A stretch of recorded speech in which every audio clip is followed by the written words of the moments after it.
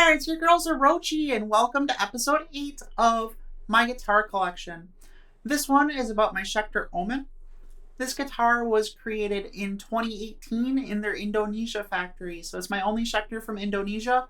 It's also the newest Schecter that I own, but I bought it used for about $200, and that's a great deal for a Schecter, so I couldn't go wrong with it.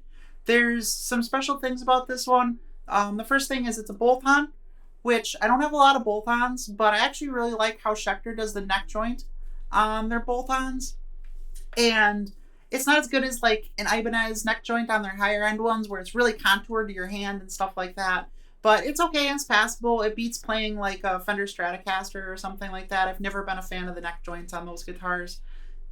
This one has had all the hardware swapped out like a lot of my other guitars, and it actually has a really cool story with the pickups. So these EMG pickups I actually got for $80 in an old Ibanez RG I bought used. So I got the guitar and I mostly got it for the pickups because I wanted to try the EMG bone breaker pickups that I put into this one. And I saw that the guitar had the EMG pickups. It was like totally trashed out, but it also had Goto tuners on it. So I was like, for $80, if the EMGs don't work, the Gotos are worth that. So I'm going to pull the trigger on it and buy it. So I bought this guitar. I took a look at it. The only things that were good on it still were the neck, the Goto tuners, and thankfully the EMG bone breaker pickups. When I started pulling it apart, I realized the reason they couldn't get it to work is because they weren't wiring the EMGs correctly at all. They hadn't replaced any of the other hardware inside of the guitar. They were trying to just hodgepodge it together, and it was just an absolute mess. So I took the EMGs out. I bought a totally new wiring harness for this guitar. I put the EMGs in this guitar. I wired it up with the wiring harness, and I've been playing it that way ever since. Now, it wasn't the most difficult solderless EMG installation that I've done, but it did have one hang up in that the output jack, the routing for that jack is too small for the solderless connector to actually like push through the hole. So I ended up having to splice the wires out and solder them together to be able to put the wiring together for it.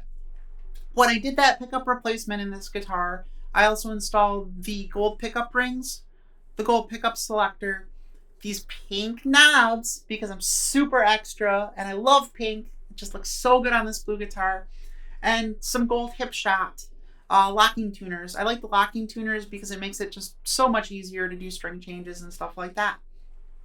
Overall, I really liked how the EMG bone breakers sounded in standard tuning and C standard, but like everything in between, I'm not really a huge fan of. I had this guitar in D standard for a while, and it was like a little too trebly for D standard, which is why it actually works great in C standard, because the extra treble that the bone breakers pull through really helps with the clarity on such a low tuning. So if you're looking for good pickups for C standard, I would really recommend trying out the bone breakers. As odd as it sounds, they sound absolutely amazing in C standard.